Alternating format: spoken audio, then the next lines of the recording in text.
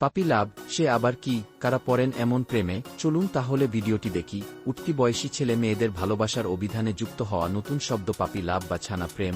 পাপি বা ছানাপোনা যেমন প্রিয়জনের কাছাকাছি থাকতে চায়, প্রিয়জনের আদর চায় সবসময় মনোযোগ আশা করে, এই প্রেমও তেমনি। তুলনামূলক সরল এই প্রেমের সম্পর্ককেই আদর করে ডাকা হচ্ছে পাপি লাভ। তরুণদের ভেতর পাপি লাভই নাকি এখন ট্রেন্ডে। 2023 সালের আগস্টে আমেরিকান সিনেমা পাপি লাভ মুক্তির পর থেকে জনপ্রিয়তা পেয়েছে শব্দ দুটি। আর এই টান দিয়ে বিশেষ ধরনের প্রেমের সম্পর্ককে বোঝাতে জনপ্রিয় করে তুলেছে এই প্রজন্মের কিশোর তরুণেরা। চলুন চট করে ধারণা নেওয়া যাক নতুন ধরনের এই ভালোবাসা সম্পর্কে। আসলে পাপি লাভ কি? পাপি লাভ হল হরমোনাল, আবেগীয় বা শরীরবৃত্তীয় কারণে তাড়াহুড়ো করে প্রেমে পড়া। জেন বা জিদের প্রথম প্রেম বা প্রথম দিককার প্রেমগুলো সাধারণত এরকম হয়। পাপি লাভ সাধারণত কিশোর বয়সেই হয়ে থাকে। তবে কেউ কেউ তারুণ্যের শুরুতেও এমন প্রেমে পড়ে থাকেন। কোনো যুক্তি বা বাস্তবতার ধার ধারে না এই প্রেম। তাহলে পাপি প্রেমের বৈশিষ্ট্য কি কি? 1 নম্বর হল, সাধারণত অল্প বয়সে এ ধরনের প্রেম হয়। 2 নম্বর হল, এই প্রেম সাধারণত 2 মাস থেকে 1 বছরের ভেতর ভেঙে যায়। তবে কারো 2 মাসের আগেই ভেঙে যায়। কোনো ক্ষেত্রে 1 বছরের বেশি সময়ও স্থায়ী হতে পারে। পাপি প্রেম টিকে যাওয়ার উদাহরণও আছে, তবে তা নিতান্তই ব্যতিক্রম। 3 নম্বর হল, এই প্রেমের প্রধান কারণ হল শরীরে হরমোনের পরিবর্তন ও প্রভাব মারাত্মক।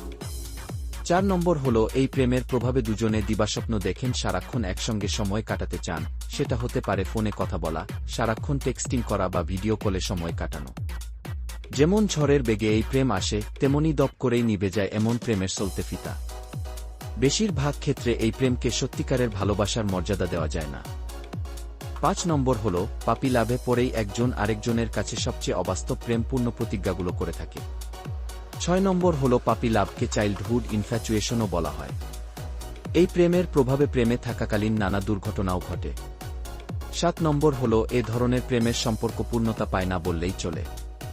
8 নম্বর হল, পাপি লাভে পরস্পরকে বোঝা, দায়িত্ব নেওয়া বা স্পেস দেওয়ার চেয়ে পরস্পরকে কাছে পাওয়ার বা সেক্সের চাহিদা গুরুত্ব পায় অনেক বেশি। 9 নম্বর হল, এটাকে পরিণত প্রেমের স্বীকৃতি দিতে চান না সম্পর্ক বিশেষজ্ঞরা। 10 নম্বর হল, এই প্রেমে অনেক বেশি পরিমাণ সুখকর হরমোন অর্থাৎ ডোপামিনের নিঃসরণ হয় শুধুমাত্র শারীরিক সম্পর্কের কারণে। তবে তা খুবই ক্ষণস্থায়ী। 11 নম্বর হল, এমন কিছু উদাহরণও পাওয়া যাবে যেখানে কম বয়সের পাপি লাভ সময়ের সঙ্গে পরিণতি পেয়েছে। 12 নম্বর হল, বয়সন্ধিকালের ছেলে মেয়েদের নিয়ে মা বাবারা এমনিতেই চিন্তায় থাকেন। এসব চিন্তার মধ্যে একটি বড় চিন্তা হচ্ছে সন্তান কোনো ভুল সম্পর্কে জড়িয়ে পড়ছে কিনা। তাই তাদের যে কোনো ধরনের আবেগীয় সম্পর্ক বা প্রেমকে মা বাবারা ভয় পান। তারা সন্তানকে কঠোরভাবে শাসন করেন, মুঠোফোন কেড়ে নেন, বাসার বাইরে যাওয়া বন্ধ করে দেন, কখনো সন্তানের বিশেষ বন্ধু বা বান্ধবীকে শাসান, তাদের মা বাবার কাছে নালিশ করেন। কেউ সন্তানদের মারধরও করেন, কিন্তু এ ধরনের আচরণগুলো সন্তানের জন্য সুফল বয়ে আনে না। 13 নম্বর হল, হঠাৎ যদি জানতে পারেন আপনার কিশোর বয়সী সন্তান কোনো আবেগীয় সম্পর্কে জড়িয়ে পড়েছে, তখন অভিভাবক হিসেবে আপনাকে মনে রাখতে হবে যে এই বয়সে আবেগীয় সম্পর্ক কোনো অপরাধ নয়, অস্বাভাবিকও নয়। সন্তানদের এমন প্রেমের ক্ষেত্রে অভিভাবকদের অস্থির হওয়ার কিছু নেই বলে মনে করেন মনোরোগ চিকিৎসক আহমেদ হেলাল।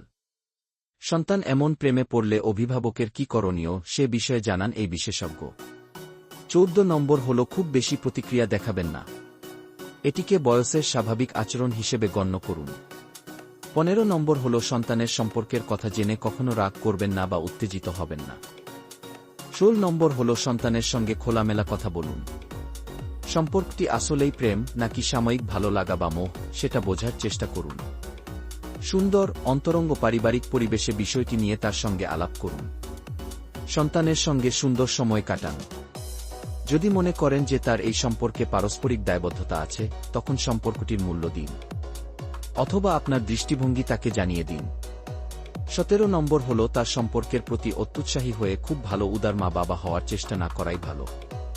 মনে রাখতে হবে যে আপনার সন্তানের বয়স খুব বেশি নয়, তাই তার সিদ্ধান্তকে স্বাগত জানানোর আগে সার্বিক বিষয় পর্যবেক্ষণ করুন। 18 নম্বর হল, সন্তানের বয়স যদি সঠিক সিদ্ধান্ত গ্রহণের উপযোগী না হয়, তবে তাকে উপযুক্ত বয়স হওয়ার আগে গুরুত্বপূর্ণ সিদ্ধান্ত নেওয়া থেকে বিরত থাকতে বলুন, অপেক্ষা করতে বলুন। তবে হুট করে সম্পর্ক ভেঙে ফেলার জন্য তাকে চাপ দেবেন না। 19 নম্বর হল, সবার আগে পড়ালেখা। সব সময় তাদের পড়ালেখাকে উৎসাহিত করবেন। সম্পর্কটি যেন তাদের পড়ালেখার চেয়ে বড় হয়ে দেখা না দেয়। 20 নম্বর হল সম্পর্কটির পরিণতির ভালো মন্দ সম্পর্কে আলোচনা করে তাকে সিদ্ধান্ত নেওয়ার সুযোগ দিন। 21 নম্বর হল বয়সন্ধিকালে সম্পর্কে জড়াক বা না জড়াক, সন্তানের বয়স অনুযায়ী তাকে বিজ্ঞানসম্মত যৌন শিক্ষা সেক্স এডুকেশন দেওয়ার ব্যবস্থা করুন।